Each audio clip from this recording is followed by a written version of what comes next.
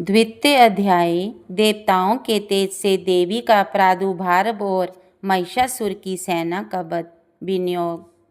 ओम मध्यम चरित्र के विष्णु ऋषि, महालक्ष्मी देवता, उनिश्चिक छंद, शाकंभरी शक्ति, दुर्गा बीज, वायु तत्व और यजुर्वेद स्वरूप हैं। श्री महालक्ष्मी की प्रसन्नता के लिए मध्यम चरित्र के पाठ में इसका विनियोग है। मैं कमल के आसन पर बैठी हुई प्रसन्न मुख वाली महिषासुर मर्दिनी भगवती महालक्ष्मी का भजन करता हूँ, जो अपने हाथों में अक्षमाला, फरसा, गदा, वान, वज्र, पद, धनुष, कुंडिका, दंड, शक्ति, खड्ग, ढाल, शंख, घंटा, मधुपात्र, शूल, पाश और चक्र धारण करती हैं। ऋषि कहते हैं, पूर्व काल में देवताओं और असुरों में पूरे 100 वर्षों तक घोर संग्राम हुआ था। उसमें असुरों का स्वामी महिषासुर था और देवताओं के नायक इंद्र थे। उस युद्ध में देवताओं की सेना महाबली असुरों से परास्त हो गई। संपूर्ण देवताओं को जीतकर महिषासुर इंद्र बन बैठा। तब पराजित देवता प्रजापति ब्रह्मा जी को आगे करके उस स्थान पर गए जहाँ भगवान शंकर और विष्णु विराजमान थे। देवताओं ने महिषासुर के पराक्रम तथा अपनी पराजय का यथावत वृत्तांत उन दोनों देवेश्वरों से विस्तार पूर्वक कह सुनाया। वे बोले, भगवान महिषासुर सूर्य, इंद्र, अग्नि, वायु, चंद्रमा, यम, वरुण तथा अन्य देवताओं के भी अधिकार छीनकर स्वयं ही सबका अधिष्ठाता बना बैठा है। उस दुरात्मा महिष ने समस्त देवताओं को स्वर्ग से निकाल दिया है। अब वे मनुष्यों की भांति पृथ्वी पर विचरते हैं। दैत्यों की यह सारी करतूत हमने आप लोगों से कह सुनाई। अब हम आपकी ही शरण में आए हैं। उसके वध का कोई उपाय सोचिए। इस प्रकार देवताओं के वचन सुनकर भगवान विष्णु और शिव ने दैत्यों पर बड़ा क्रोध किया। उनकी भौहें तन गई और मुंह टेढ़ा हो गया। तब अत्यंत कोप में भरे हुए चक्रपाणी श्री विष्णु के मुख से एक महान तेज प्रकट हुआ। इसी प्रकार ब्रह्मा, शंकर तथा इंद्र आदि अन्य नए देवताओं के शरीर से भी बड़ा भारी तेज निकला। वह सब मिलकर एक हो गया। महान तेज का वह पुंज ज्वाल्यमान पर्वत सा जान पड़ा। देवताओं ने देखा, वहाँ उसकी ज्वालाएं संपूर्ण दिशाओं में व्याप्त हो रही थीं। संपूर्ण देवताओं के शरीर से प्रकट हुए उस तेज की कहीं तुलना नहीं थी। एक तीतर होने पर वह एक नारी के रूप में परिणित हो गया और अपने प्रकाश से तीनों लोकों में व्याप्त जान पड़ा। भगवान शंकर का जो तेज था, उससे उस देवी का मुख प्रकट हुआ। यमराज के तेज से उसके सिर में बाल निकल आए। श्री विष्णु भगवान के तेज से उसकी भुजाएं उत्पन्न हुई। चंद्रमा के तेज से दोनों स्तनों का और इंद्र के तेज से मध्य भाग कटिब प्रदेश का प्रादुर्भाव हुआ। वरुण के तेज से जंगा और पिंडली तथा पृथ्वी के तेज से नितंब भाग प्रकट हुआ। ब्रह्मा के तेज से दोनों चरण और सूर्य के तेज से उसकी उंगलियां हुईं। वसुओं के तेज से हाथों की उंगलियां और कुबेर के तेज से नासिका प्रकट हुई। उस देवी के दांत प्रजापति के तेज से और तीनों नेत्र अग्नि के तेज से प्रकट हुए थे। उसकी भौहें संध्या के और कान वायु के तेज से उत्पन्न हुए थे। इसी प्रकार अन्य नए देवताओं के तेज से भी उस कल्याणमयी देवी का आविर्भाव हुआ। तदंतर समस्त देवताओं के तेज पुंज से प्रकट हुई देवी को देखकर महिषासुर के सताए हुए देवता बहुत प्रसन्न हुए। पिनाकधारी भगवान शंकर ने अपने शूल से एक शूल निकालकर उन्हें दिया। फिर भगवान विष्णु ने भी अपने चक्र से चक्र उत्पन्न करके भगवती को अर्पण किया। वरुण ने भी शंख भेंट किया। अग्नि ने उन्हें शक्ति दी और वायु ने धनुष तथा वाण से भरे हुए 2 तरकस प्रदान किए। सहस्त्र नेत्रों वाले देवराज इंद्र ने अपने वज्र से वज्र उत्पन्न करके दिया और ऐरावत हाथी से उतारकर 1 घंटा भी प्रदान किया। यमराज ने कालदंड से दंड, वरुण ने पाश, प्रजापति ने स्फटिकाक्ष की माला तथा ब्रह्मा जी ने कमंडलू भेंट किया। सूर्य ने देवी के समस्त रोम कूपों में अपनी किरणों का तेज भर दिया। काल के उन्हें चमकती हुई ढाल और तलवार दी। क्षीर समुद्र ने उज्ज्वल हार तथा कभी जीर्ण न होने वाले 2 दिव्य वस्त्र भेंट किए।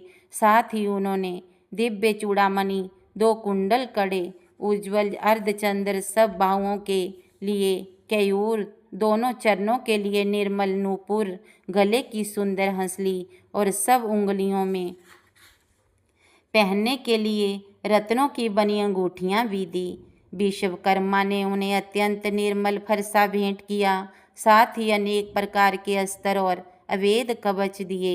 इनके सिवा मस्तक और वक्षस्थल पर धारण करने के लिए कभी न कुमलाने वाले कमलों की मालाएं दी। जल्दी ने उन्हें सुंदर कमल का फूल भेंट किया। हिमालय ने सवारी के लिए सिंह तथा भांति भांति के रत्न समर्पित किए।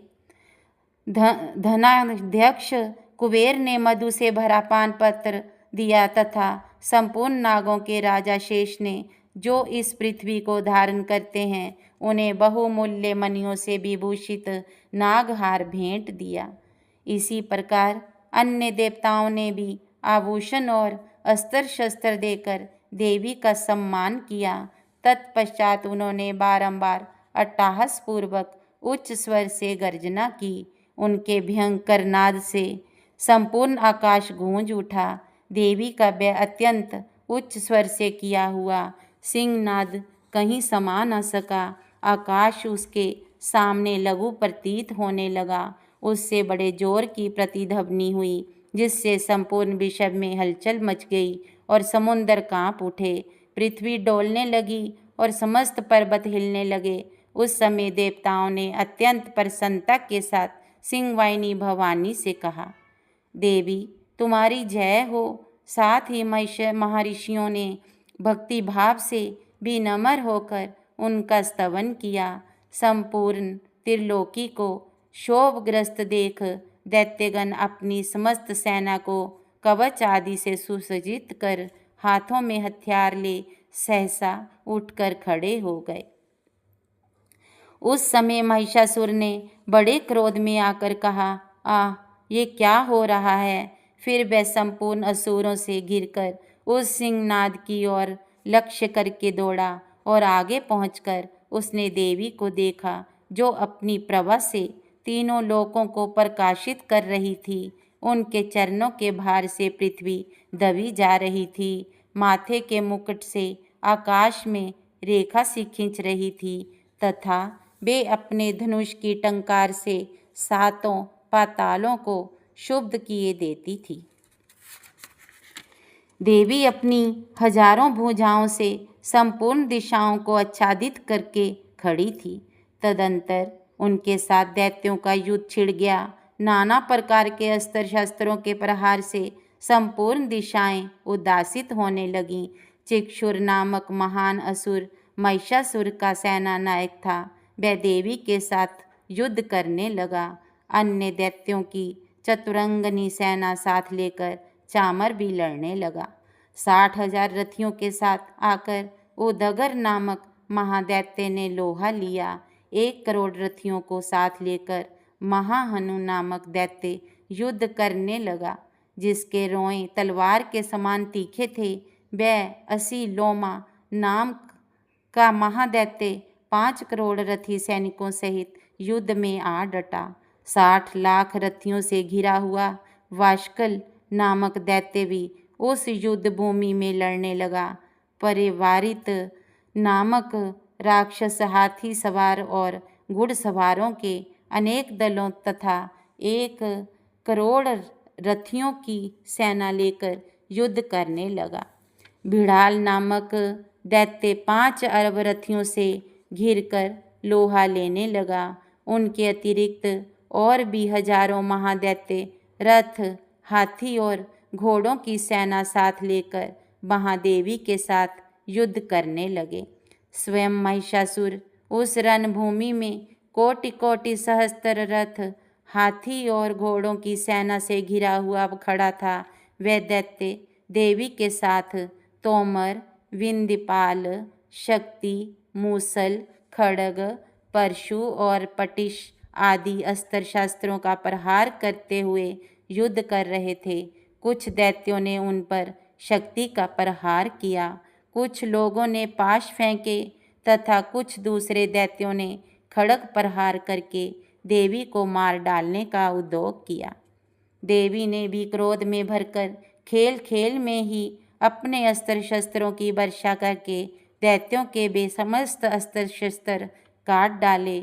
उनके मुख पर परिश्रम जा थकावट का रंच मात्र भी चिन्ह नहीं था। देवता और ऋषि उनकी स्तुति करते थे और वे भगवती परमेश्वरी दैत्यों के शरीरों पर अस्त्र शस्त्रों की वर्षा करती रही। देवी का वाहन सिंह भी क्रोध में भरकर गर्दन के बालों को हिलाता हुआ असुरों की सेना में इस प्रकार विचरने लगा मानो वनों में दावानल फैल रहा हो। रणभूमि में दैत्यों के साथ युद्ध करती हुई अंबिका देवी ने जितने निश्वास छोड़े वे सभी तत्काल सैकड़ों हजारों गणों के रूप में प्रकट हो गए और परशु, बिंदीपाल, खड्ग तथा पटिश आदि अस्त्रों द्वारा असुरों का सामना करने लगे। देवी की शक्ति से बड़े हुए बेगन असुरों का नाश करते हुए नगाड़ा और शंख आदि बाजे बजाने लगे।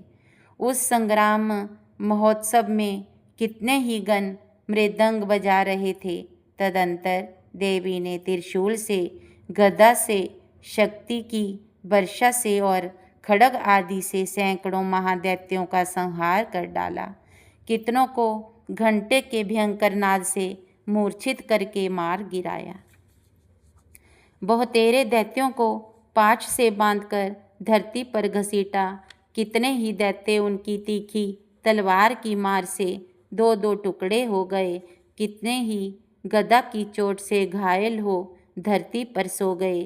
कितने ही मूसल की मार से अत्यंत आहत होकर एक बमन करने लगे।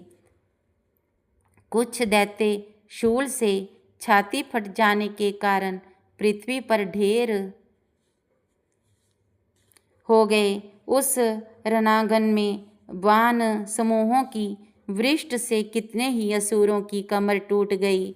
बाज की तरह झपटने वाले देव पीड़क दैत्यगण अपने प्राणों से हाथ धोने लगे। किन्हीं की बाहें छिन्न भिन्न हो गईं, कितनों की गर्दनें कट गईं। कितने ही दैत्यों के मस्तक कट कट कर गिरने लगे। कुछ लोगों के शरीर मध्य भाग में ही विदीर्ण हो गए। कितने ही महादैत्य जांघें कट जाने से पृथ्वी पर गिर पड़े। कितनों को ही देवी ने एक बाँह, एक पैर और एक नेत्र वाले करके दो टुकड़ों में चीर डाला। कितने ही दैत्य मस्तक कट जाने पर भी गिरकर फिर उठ जाते और केवल धड़ के ही रूप में अच्छे अच्छे हथियार हाथ में ले देवी के साथ युद्ध करने लगते थे। दूसरे कबंध युद्ध के बाजों की लय पर नाचते थे। कितने ही बिना सिर के धड़, हाथों में खड्ग, शक्ति और रिष्ट लिए दौड़ते थे तथा दूसरे दूसरे महादैत्य ठहरो ठहरो ये कहते हुए देवी को युद्ध के लिए ललकारते थे। यहाँ वे घोर संग्राम हुआ था। वहाँ की धरती देवी के गिराए हुए रथ, हाथी, घोड़े और असुरों की लाशों से ऐसी पट गई थी कि वहाँ चलना फिरना असंभव हो गया था। दैत्यों की सेना में हाथी, घोड़े और असुरों के शरीरों से इतनी अधिक मात्रा में रक्तपात हुआ था कि थोड़ी ही देर में वहाँ खून की बड़ी बड़ी नदियाँ बहने लगी। जगदम्बा ने असुरों की विशाल सेना को क्षण भर में नष्ट कर दिया। ठीक उसी तरह जैसे तृण और काठ के भारी ढेर को आग कुछ ही क्षणों में भस्म कर देती है, और वह सिंह भी गर्दन के बालों को हिला हिलाकर जोर जोर से गर्जना करता हुआ दैत्यों के शरीरों से मानो उनके प्राण चुने लेता था, वहाँ देवी के गणों के भी उन महादैत्यों के साथ ऐसा युद्ध किया जिससे आकाश में खड़े हुए देवतागण उन पर बहुत संतुष्ट हुए और फूल बरसाने लगे। इस प्रकार दूसरा अध्याय संपूर्ण हुआ।